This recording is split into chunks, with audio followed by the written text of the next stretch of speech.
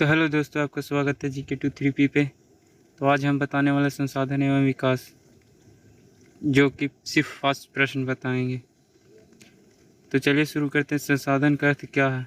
ए में है केवल प्राकृतिक वस्तु, बी में है केवल मानव निर्मित वस्तु, सी में है वह वस्तु जो मानवीय उपयोग में आ सके, और डी में है केवल खनिज पदार्थ के लिए। तो इसका आंसर सी है।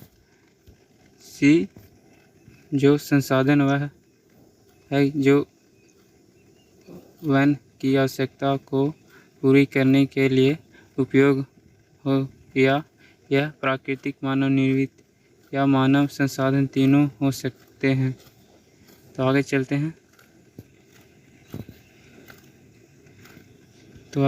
हैं।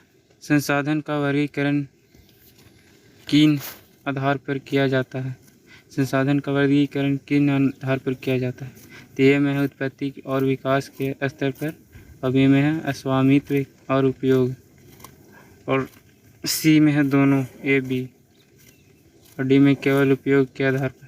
तो इसका सही आंसर है बी, क्योंकि उत्पत्ति और विकास स्तर, स्वामित्व और उपयोग दोनों इसमें होगा।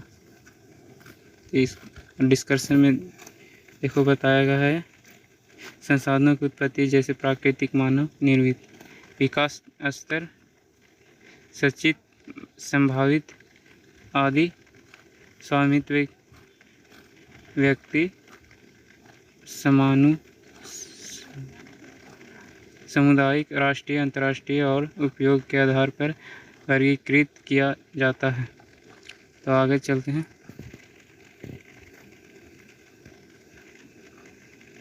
वह संसाधन जो निरंतर पूरा प्राप्त हो सकते हैं कहलाते हैं। ए में है नवीकरणीय संसाधन, और बी में अनवीकरणीय संसाधन, और सी में राष्ट्रीय संसाधन, डी में है संभावित संसाधन।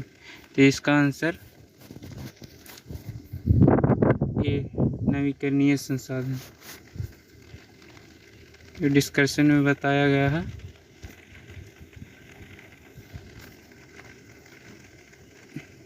नवीकरणीय संसाधन जैसे जल, वन, पवन और ऊर्जा बराबर पुनः प्राप्त हो सकते हैं यदि सही तरीके से उपयोग किए जाए।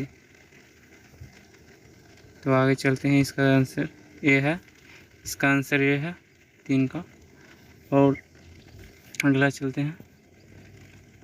लोहा किस प्रकार का संसाधन? लोहा किस प्रकार का संसाधन है?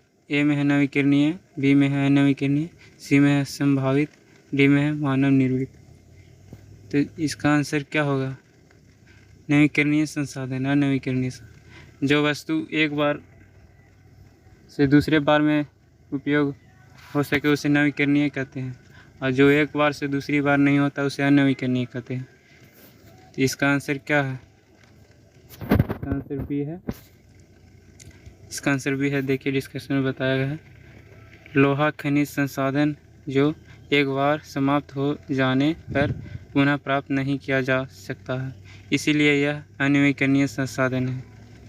तो अगला चलते हैं।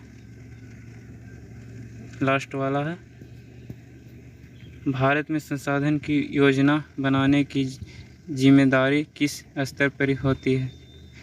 इसका ए में अंतर्राष्ट्रीय, बी में है राष्ट्रीय, सी में है राज्य, डी में है पंचायत। इसका आंसर क्या है? क्या कह रहा है क्वेश्चन? भारत में संसाधनों की योजना बनाने की जिम्मेदारी किस स्तर पर होती है? किस स्तर पर होती है? राष्ट्रीय, जो बी इसका आंसर है राष्ट्रीय। इस क्वेश्चन में बताया गया है भारत जैसे देशों में संसाधन का संतुलित विकास और उपयोग राष्ट्रीय स्तर पर योजनाओं के माध्यम से किया जाता है। तो कैसा लगा आप लोग के मेरा ये डिस्कशन वाले ऑब्जेक्टिव जो बताएं कमेंट में कि कैसा लगा। तो GK23P पे आप 23P को सब्सक्राइब और लाइक करें। तो आज के लिए इतना ही काफ़ी था।